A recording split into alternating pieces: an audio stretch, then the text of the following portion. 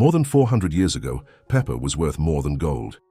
It could serve as a bride's dowry, settle a tax bill, or buy an entire estate.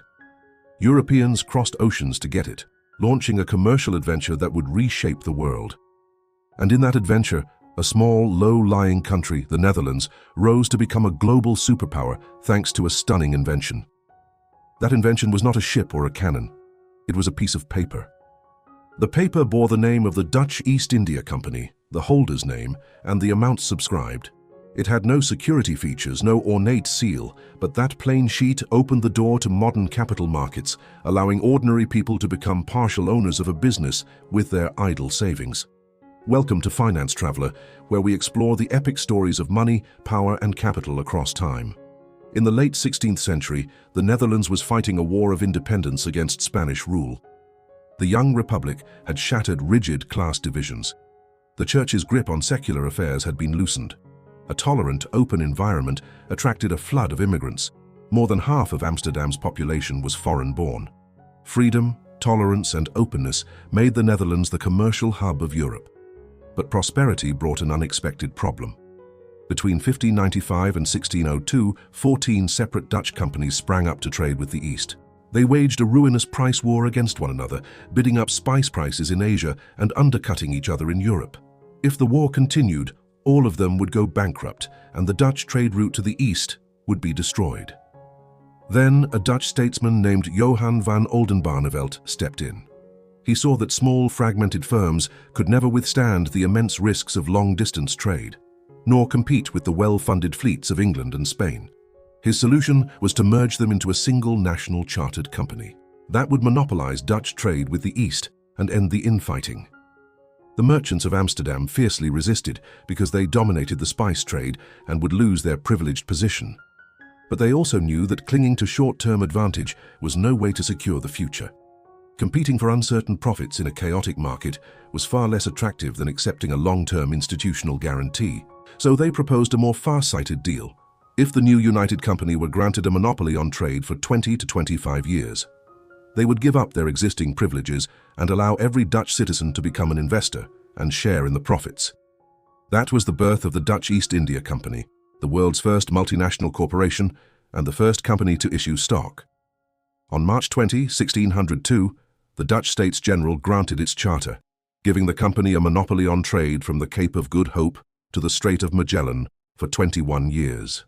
But what truly set the company apart was not its monopoly, it was its capital structure. Before the Dutch East India Company, every voyage was financed as a one-off venture. Money was raised before sailing, and when the ships returned, the principal and profits were distributed back to the investors. Each voyage was its own independent risk event. The company itself had no permanent life. The Dutch East India Company changed that completely. Shares were permanent investments, locked in for 10 years with no right of early withdrawal. That meant capital stayed with the company, giving it long-term financial firepower. At the same time, the company introduced limited liability. If the company failed, shareholders lost only the amount they had invested. They were not on the hook for the company's total debts. Permanent capital and limited liability were revolutionary. Permanent capital allowed long-term planning, free from the fear that funds would be pulled after every voyage. Limited liability lowered the risk of investing, drawing in ordinary people. As Nobel laureate Robert Shiller put it, the limited liability corporation may be one of the most important inventions of the past 500 or 600 years. The company raised 650,000 guilders in its first offering. Amsterdam alone subscribed 57% of the total.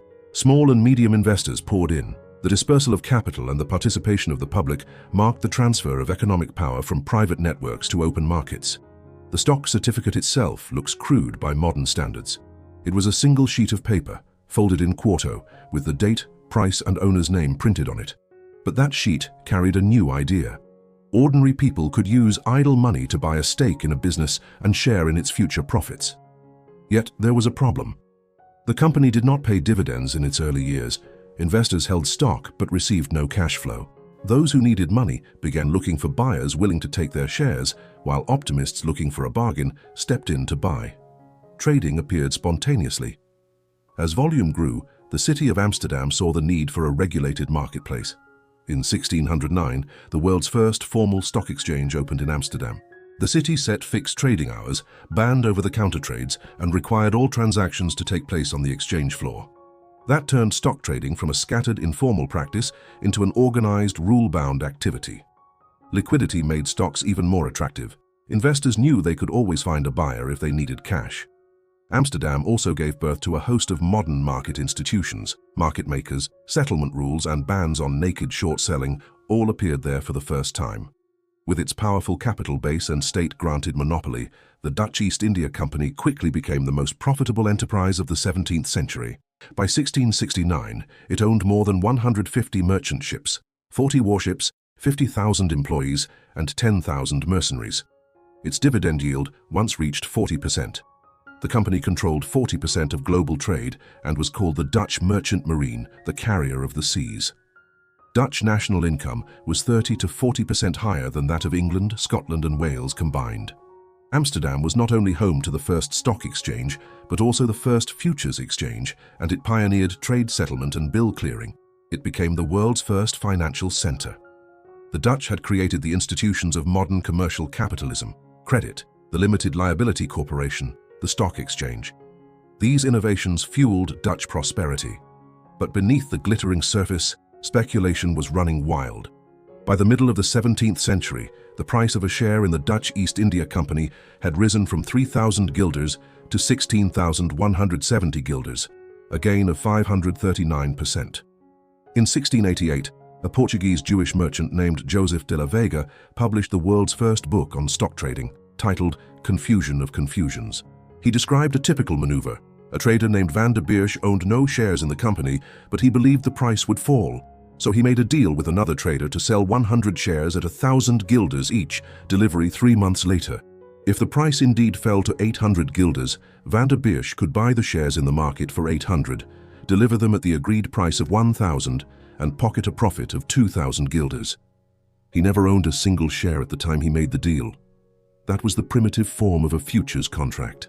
Two parties agreed to trade at a fixed price on a future date, and both were obligated to perform regardless of what the market did. Futures allowed traders to sell what they did not yet own, a revolution in finance. Conversely, a trader who believed prices would rise could pay a small fee for the right to buy at a fixed price in the future. If prices rose, he exercised the right, bought low, and sold high. If prices fell, he let the right expire and lost only the small fee he had paid. That was the primitive form of a call option. The buyer paid a premium for a choice, not an obligation. Options gave investors the ability to bet on upside with limited downside risk, and for the first time, risk itself could be priced and sliced. De la Vega also recorded a true tragedy. In 1685, an investor named Van der Peel was convinced the company's stock would rise. He put his entire savings into the stock and borrowed more. The price rose, and his paper wealth doubled in 2 weeks. Then news spread of a shipwreck in Asia. A panic began. His shares fell to 1,500 guilders in 3 days. The bank demanded more collateral. He could not meet the margin call. The bank liquidated his holdings. He lost his savings and ended up in debt. Amsterdam stockbrokers had invented the margin call. That rule is still at the heart of global futures markets today. He also described an even more extreme practice. Traders gathered in coffee houses, using playing cards to bet on price moves without buying or selling stock. That was the primitive form of the contract for difference, the ancestor of today's direction betting. Financial historian Edward Chancellor wrote, "In Amsterdam, capital became liquid, anonymous, and democratic for the first time. Anyone, rich or poor, could bet on the future of the Dutch East India Company." But de la Vega also warned his readers, in Amsterdam, good news can double the price, and a rumor can cut it in half. The rule here is not reason. It is emotion. A 17th century traveler recorded a story. A blind man was led through the streets of Amsterdam. Every few hundred paces, he asked why the crowd was shouting. The answer was always the same: they are arguing about share prices. Even more famous was the tulip mania of 1637, when the Dutch bid up tulip bulbs with even more frenzy than stocks. Both manias ended in crashes, but the crash was only the surface. The deeper cause of Dutch decline was its economy's fragility. The company's profits depended heavily on its monopoly over the spice trade, requiring constant military spending and colonial expansion. As the English East India Company rose, the trade landscape of Asia changed. The Anglo-Dutch Wars stripped naval supremacy. Meanwhile, Asia's trade networks were shifting. Spices were no longer the only source of super profits. Tea, textiles, and coffee were becoming the new staples, and England and France seized the lead in those markets. The Dutch East India Company stuck to its old monopolistic model and failed to adapt. By the late 18th century, it was burdened with debt, bloated, and inefficient. In 1799, the company was dissolved. Dutch power was never built on silver mines. Unlike Spain, the Netherlands had no precious metal mines at home. So why did the guilder become the currency of international trade in the 17th century? The answer was trust. In 1609, the same year the stock exchange opened, the Bank of Amsterdam was founded. The bank solved a concrete problem. Europe was flooded with thousands of different coins, minted by different authorities with different silver contents. Some coins had been worn down, others had been clipped, with small amounts of silver shaved off. A Dutch merchant who received a French issue did not know how many guilders it was worth. An English merchant who received a Spanish real did not know the exchange rate. Cross-border trade settlement was a guessing game. The Bank of Amsterdam offered a solution. Merchants could deposit any coin of any country and any fineness with the bank. The bank's experts assayed each coin and credited the merchant's account with a standard guilder amount based on its actual silver content. From then on, merchants settled their accounts not by moving heavy, uncertain coins, but by transferring book entries at the bank. The bank acted like a monetary melting pot, turning a chaos of coins into a uniform, trusted ledger money. To guarantee the system's credibility, the bank operated on a full reserve basis. Every guilder on deposit was backed by precious metal. Depositors could redeem their paper claims for hard coin at any time. That strict convertibility earned the guilder a reputation of being better than gold. The arrangement echoes today's stablecoins, such as Tether, the world's largest, which claims that every coin is backed by $1 in reserve. But there is a difference. The Bank of Amsterdam's reserves could be verified by depositors at any time. Whether Tether truly has full reserves has long been a subject of market doubt, and only in recent years has it begun to hire Big Four auditors.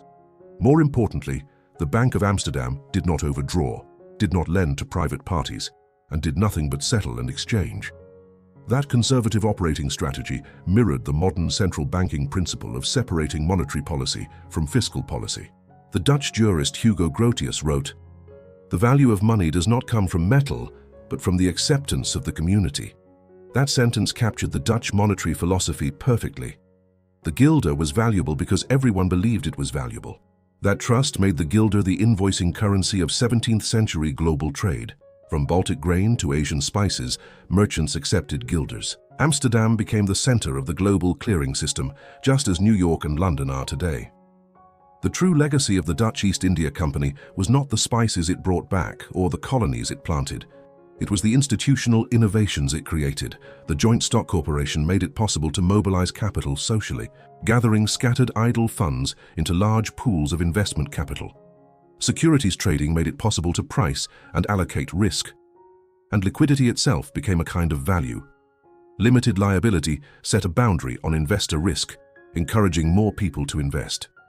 Those institutional building blocks, refined over 4 centuries, eventually shaped the genetic code of modern capital markets. As financial writer John Steele Gordon put it, the Dutch did not invent the stock itself. They invented the entire set of institutions that made capital flow. From Amsterdam to London, from London to New York, every transfer of the world's financial center has been accompanied by war and a shift in power. But the institutional legacy of the Dutch, the stock, the exchange, the limited liability corporation, survived the wars and the centuries. It echoes still in the opening bell that rings every trading day. We trace the flow of capital across centuries and help you navigate the future with clarity.